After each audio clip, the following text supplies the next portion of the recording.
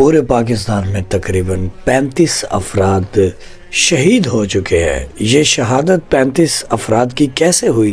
وہ اسی لیے ہوئی کہ علی خامنائی صاحب جو ہے، جن کی ایران میں شہادت ہوئی ہے، اور اس شہادت کے موقع پر شیعہ جو ہے ان میں غم و غصہ پایا گیا، اور وہ اپنے ملک بھر میں وہ احتجاج کے لیے نکلے۔ تو پھر پاکستان حکومت کی طرف سے، پاکستان کہیں پر پولیس اور فوج کی طرف سے ان لوگوں کو پر فائرنگ کی گئی، اور 35 لوگ ان میں مارے جا چکے۔ آئیے علامہ نقوی صاحب کیا کہتے ہیں، علامہ شہنشاہ نقوی صاحب۔ ہمارا مطالبہ ہے کہ وہ فورسز کے بعض لوگوں نے جو فائرنگ کی ہے، اور ڈائریکٹ فائرنگ کی ہے، گولیاں ماری ہیں، ہماری خواتین کو گولیاں ماری ہیں، بلکہ ایک منظر تو میں بیان نہیں کر سکتا، ان بیویوں کو، ان سیدانیوں کے ساتھ جو رویہ رکھا گیا وہ تکلیف دہ ہے۔ اس وقت ہماری شخصیات مذاکرات میں ہیں۔ ہمارا مطالبہ ہے کہ ان اہلکاروں کے خلاف FIR کاٹی جائے اور انکوائری بٹھائی جائے، اور خاص طور پر جنہوں نے یہ ظلم و زیادتی کیے انہیں کیفر کردار تک پہنچایا جائے۔ یہاں پر آپ کو ایک ویڈیوز دکھانا چاہتے ہیں جس میں یہ آپ جان سکتے ہیں کہ علی خامنائی صاحب کی جو ان کو عین ٹارگٹ کر کے ان کو شہید کیا گیا، تو اس میں جو ہے ان کے ہی لوگ ملے ہوئے تھے، مخبری ہوئی ہے باقاعدہ کہ وہ کہاں پر ہیں، یہ ساری باتیں تو یہ ویڈیوز میں آپ جان پائیں گے۔ بہت اہم ویڈیو ہے، اور پھر اس کے بعد ہم آپ کو اور بھی 3 ویڈیوز دکھانے والے ہیں جو کہ اسی بات سے ریلیٹڈ ہے۔ تو ویڈیو کا آغاز کرتے ہیں۔ 1 مارچ 2026 کی صبح نے پوری دنیا کو ساکت کر دیا، کیونکہ ایران کے سپریم لیڈر آیت اللہ خامنائی اب اس دنیا میں نہیں رہے۔ لیکن رکیے، یہاں اصل کہانی موت کی نہیں بلکہ اس ناممکن آپریشن کی ہے جس نے انٹیلیجنس کی دنیا کے تمام ریکارڈ توڑ دیے ہیں۔ سپریم لیڈر کو نشانے پر لینا اتنا آسان تو نہیں تھا۔ پھر وہ کون تھا جس نے مخبری کی؟ NSA نے بنکر کے نیچے موجود فائبر آپٹک میں وہ کون سا وائرس چھوڑا کہ جس نے سپریم لیڈر آیت اللہ خامنائی کی موبائل کی لوکیشن ٹریس کی، اور پھر لوکیشن ایک انچ دوسری کے ساتھ کیسے ٹریس ہو گئی؟ وہ کون سے خفیہ بم تھے جنہوں نے زمین کے سینے کو چیر کر تہران کے زیر زمین قلعوں کو قبرستان بنا دیا؟ ایرانی انٹیلیجنس اس وقت کیا کر رہی تھی جب بم برسائے جا رہے تھے؟ تب ایران کا مضبوط ترین دفاعی نظام کہاں سو رہا تھا؟ ناظرین، یہ صرف ایک حملہ نہیں تھا، یہ انٹیلیجنس اور ٹیکنالوجی کا وہ خوفناک کام تھا جس نے مشرق وسطیٰ کا نقشہ ہمیشہ کے لیے بدل دیا ہے۔ دوستو، سب سے پہلے بات کرتے ہیں ایک ایسی ٹیکنالوجی کی جو شاید ابھی کئی ممالک میں موجود ہی نہیں ہے۔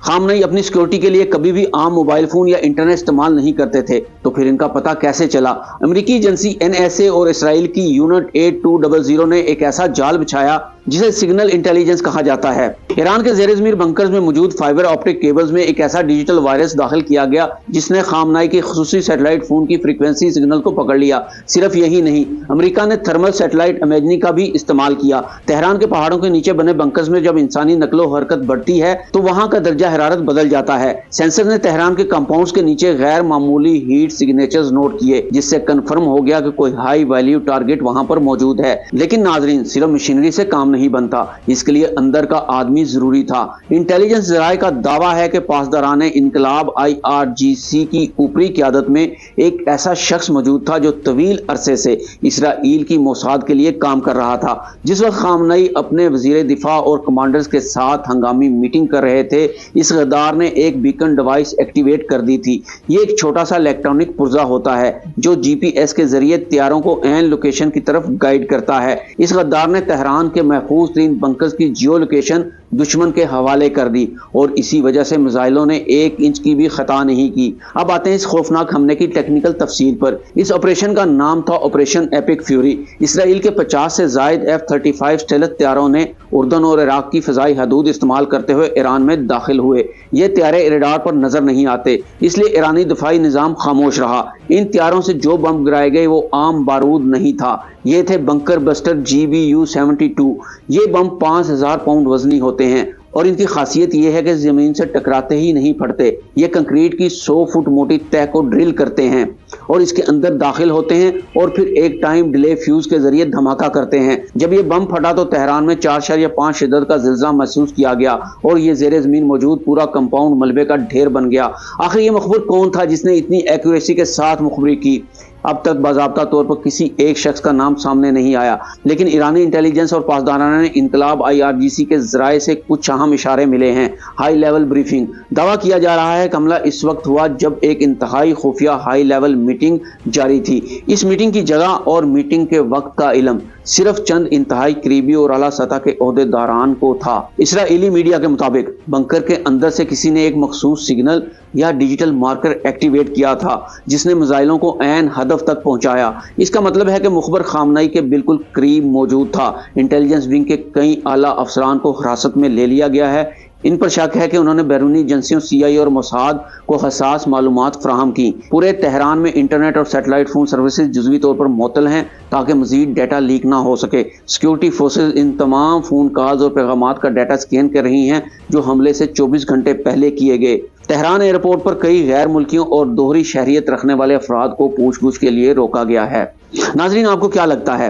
کیا ایران اس بڑے نقصان کے بعد دوبارہ کھڑا ہو پائے گا؟ کمنٹس میں اپنی رائے ضرور دیں۔ اگر ویڈیو پسند آئی، یہ ویڈیو آپ نے ملاحظہ فرمائی، اور آخر میں آپ کو کچھ اور ویڈیوز دکھانا چاہتے ہیں جو کہ سوشل میڈیا میں یہ ویڈیو بہت وائرل ہو رہی ہیں۔ لوگ تیزی سے ان ویڈیو کو شیئر کر رہے ہیں اور دیکھ رہے ہیں، آپ تک بھی پہنچاتے ہیں۔ یہ دو شخصیات کی تصویر نظر آ رہی ہے، یہ ہے ہمارے پیر مولانا حضرت ڈونلڈ ٹرمپ جو ساری امت مسلمہ کے سپریم لیڈر ہیں اور ہر گزرتے دن کے ساتھ کامیاب ہوتے جا رہے ہیں، کیونکہ اس کی ریاست میں 52 اسلامی ملک شامل ہیں، اور اس کی ان کامیابی میں سب سے زیادہ مبارک کے حقدار وہ 8 اسلامی ملک ہیں جنہوں نے اس کی بیعت کرنے کا تحریر نامہ تک جاری کر دیا ہے۔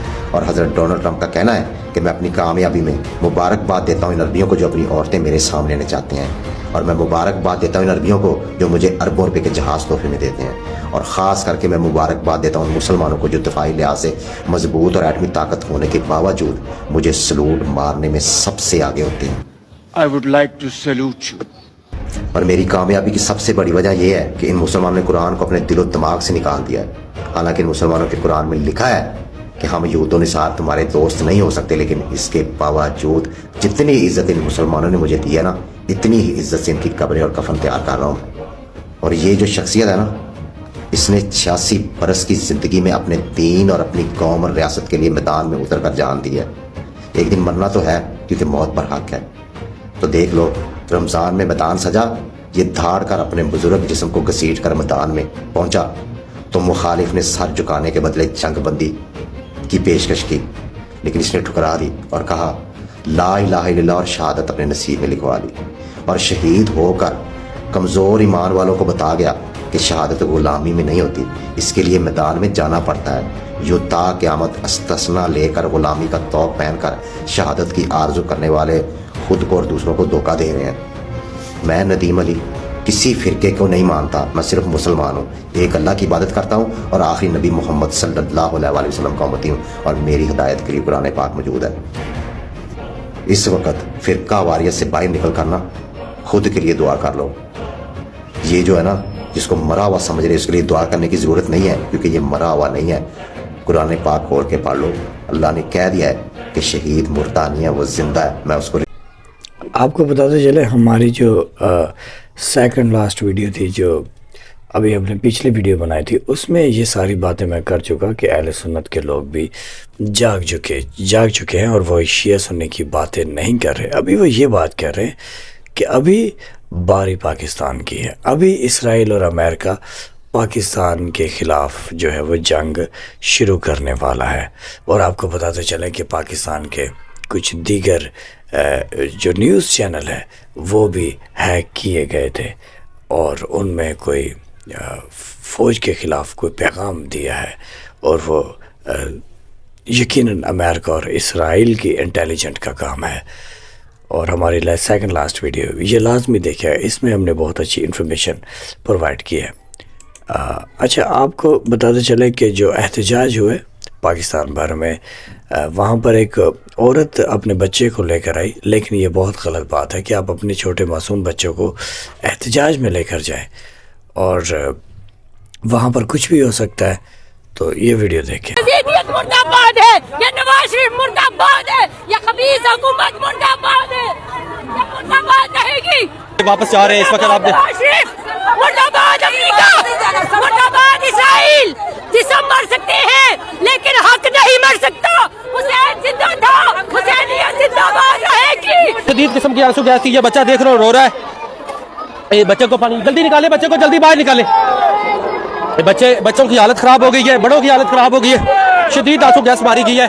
अच्छा, आपको बताते चलें कि हमें अभी जो सिचुएशन चल रही है, हमें इस सिचुएशन से अपने दिमाग से काम नहीं लेना, या लोगों की कही हुई बातों पर अमल नहीं करना, या मौलवियों के पीछे नहीं लगना। हमें कुरान और अहले बैत से इन पर जो हमारे ऊपर अभी जो प्रॉब्लम है, इनका हल कुरान और अहले बैत से लेना है। रसूल अल्लाह सल्लल्लाहु अलैहि वसल्लम के फरमान से, अहले बैत के फरमान से, और कुरान जो कहता है हमें उनसे इन मसलों का हल लेना है। ये इस जंग में ये औरत क्या कह रही है, बिल्कुल मौला हुसैन अलैहिस्सलाम, हम उनके शिया हैं, हम उनके मानने वाले हैं। हमारा मकसद इमाम हुसैन अलैहिस्सलाम की मज़लूमियत को जो है वो लोगों तक पहुंचाना है, और जो यजीद है उसको बेनकाब करना है। अहले बैत अलैहिस्सलाम के दुश्मनों को बेनकाब करना है, लोगों को बताना है कि अहले बैत अलैहिस्सलाम जो कि अल्लाह की तरफ से हुज्जत थे, लोगों ने उनका साथ नहीं दिया। और आज जो सिचुएशन है ज़माने भर में, मुल्क भर में, पूरी दुनिया में जो सिचुएशन है, ये वर्ल्ड वॉर 3 की तरफ जा रही है। तो जैसे कि अभी हमने जो बातें की कुरान और अहले बैत, तो आइए कुरान की आयत आपको उर्दू तर्जुमे से सुनवाते हैं और वीडियो का एंड करते हैं। बिस्मिल्लाह। मुसलमानों, तुम्हारी हैबत इन लोगों के दिलों में अल्लाह से भी बढ़कर है। ये इसलिए कि ये समझ नहीं रखते।